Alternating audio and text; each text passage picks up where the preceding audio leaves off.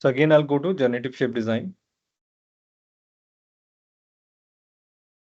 So we'll just select plane and create a surface.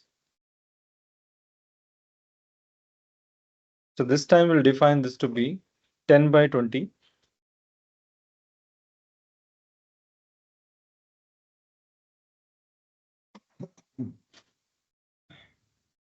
Exit. Now we're going to again fill this by a surface method. Okay. Let me hide that sketch. And again, we'll take a double click on the boundary tool. We'll cancel this. We'll use here no propagation. One by one. Done. Now I need to create some planes, so I can add a lines, or we can draw normally line also. If you have location, we can draw the normal line by using line tool if you have points and all. But we can use a plane, we can do that intersection. So easily we can, initially we'll take a default distance, what is there, 0.78. We'll take one more plane from that next plane that we have created, 3.5 distance. Now I'm going to use the tool is called intersection method. So it is directly available here. If you're not find, go to operations and you'll find intersection, I think in wireframe. I think in wireframe we'll get it. Yeah, wireframe. Intersection. So here I need to select first element and second element, both one surface and one plane, and do okay. That's it. So we can repeat this tool 1, 2. We've got both the lines. So now we're going to create. Now let's go to part design, generate composite design. So now we are going to define that our zone 1 and zone 2. So again, we'll just define our composite the same way that we have done previously. Open, and you can select all the materials or single material according to the requirement. Now here, one more thing.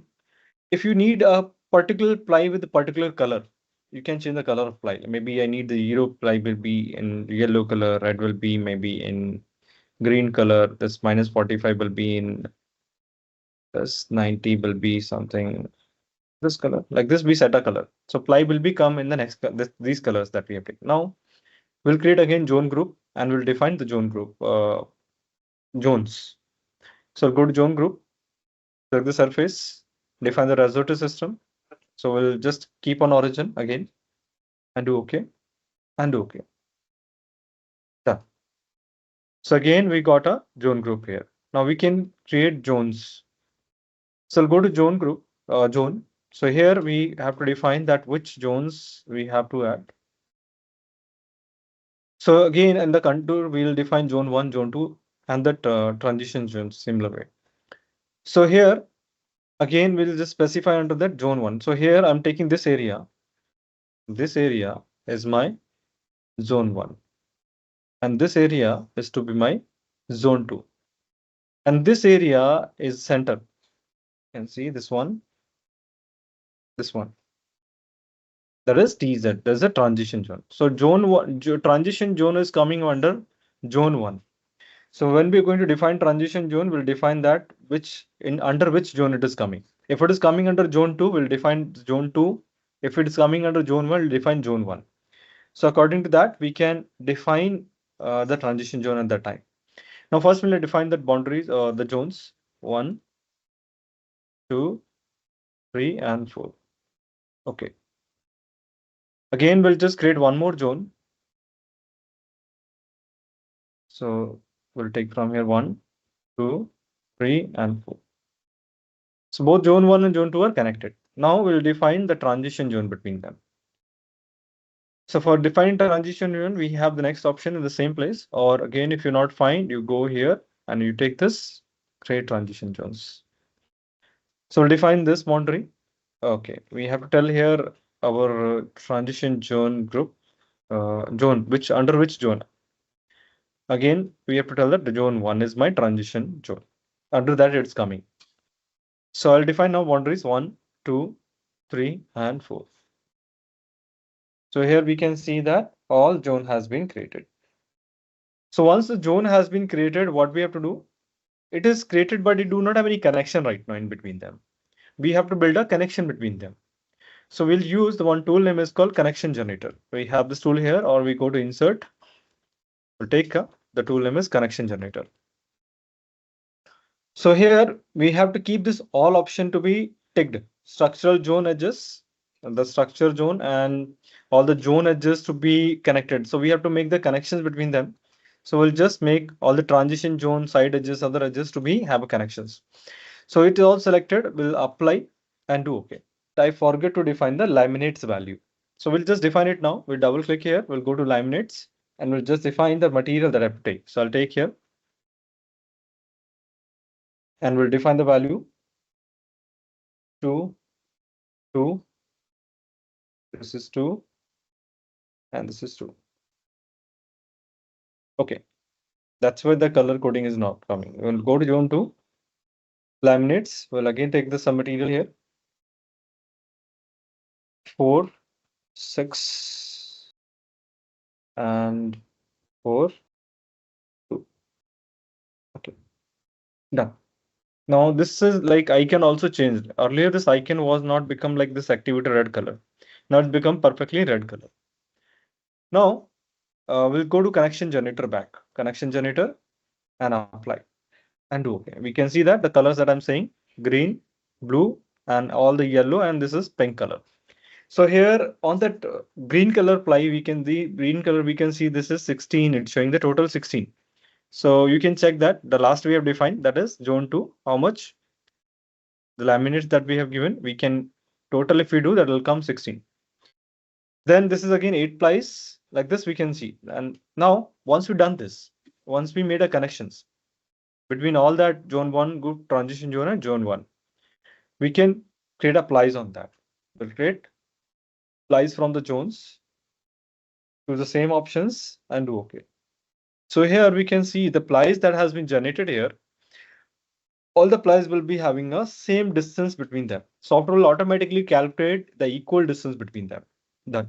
Now we can just use ply exploder to view that. So let's see the first normal view. So let me increase the scale factor. Okay, you can see that how it is arranged. So this is not we want actually. This is not we want. This is because we are using that shell representation. That's why we able to see that. So we'll use that change my representation. We'll go to this representation, apply. This representation we want to see. So this is how we got that result that we want to achieve. So let me again just take to that scale 1 and apply, and we can see this is the actual thickness that we have. You can see all the color coding, that same color coding coming that we have given and the thickness. Now do OK. So now we want to again make a solid from it. We can use solid method. We have 2-3 methods are there to create solids. Let me show you all. So first method is, yeah, we can see the first, this option. So in this, if you want to see without transition also, you can see the solid without transition.